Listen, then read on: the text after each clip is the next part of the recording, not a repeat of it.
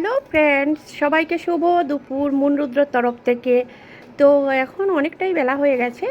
এবার পড়াতে গেছিলাম, এসে তাড়াহুড়ো করে রান্না করেছি। চলো তোমাদেরকে দেখাচ্ছি আজকে আমি কি রান্না করলাম। আধ ঘন্টার মধ্যে আমার রান্না শেষ করেছি, তাও 3-4 পদ করেছি। চলো দিকে যাওয়া যাক।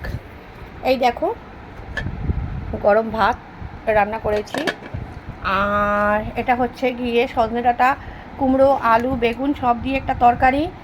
এটা হচ্ছে গিয়ে কুমড়ো আলু বটি। আর এটা হচ্ছে আমার টক ডাল।